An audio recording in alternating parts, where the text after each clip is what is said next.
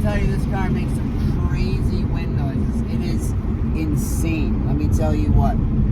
It makes it's so loud, the wind in this car. It's because of how the windows are like angled or something. It's awful. That's the only complaint I got about this car. Well, that and the fact that, well, I guess it's good because I got it for my wife and she drives automatic. She can't drive manual, but I got this car and then 2 weeks later they released a manual version. Yeah. Anyways, like I said, it's for Lisa and she can't drive manual, so this works out perfect. And now she's even got turbo noises. She got turbo noises for days now.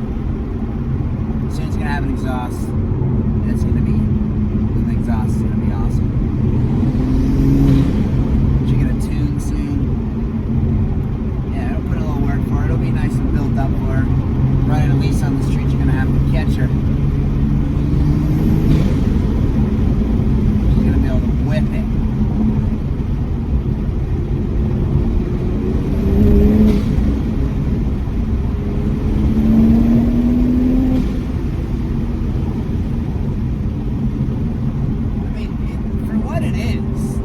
Goes good. I think it's safe to say this car beats a lot of cars, like a lot of different cars that you wouldn't expect it to beat. This car beats. And all right, I'm gonna have to get this thing tight because that is not gonna work. The whole fumbling around thing. I have to tighten that up, but right now I can't do it. But yeah, it's surprisingly fast. I mean, I drive like cars that make ridiculous power, so it's different, but I can still like appreciate the power that it makes, because and it's very smooth. Like it's very smooth how it makes power. I just like it overall. I think it's a great car. And I know people with a lot of complaints. You got these super enthusiasts that watch Fast and the Furious so many times and all this other shit that are just like obsessed with 2J. Which 2JZ is the one. Don't get me wrong. I know it's a legend. I'm not hating. It is a legend. But shit changes. You know what I mean? And this is the new Supra. You can say it's not a Supra all you want.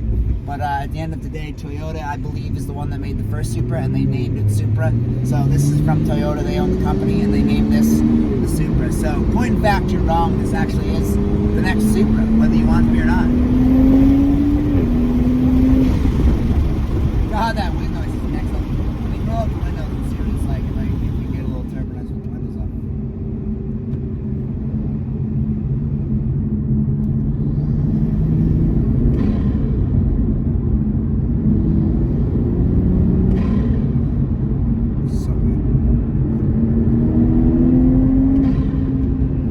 Let's go with the windows up. Not, at least not for me. And it's hot.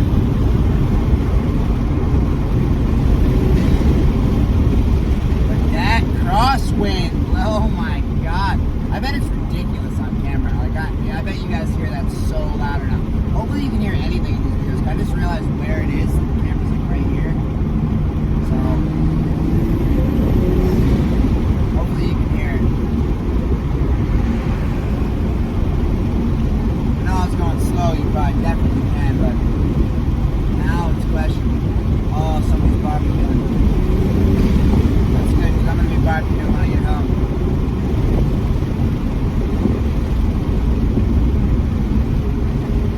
They need a whole lot of clearing in the lane up here. I didn't even notice. I don't go this way a lot.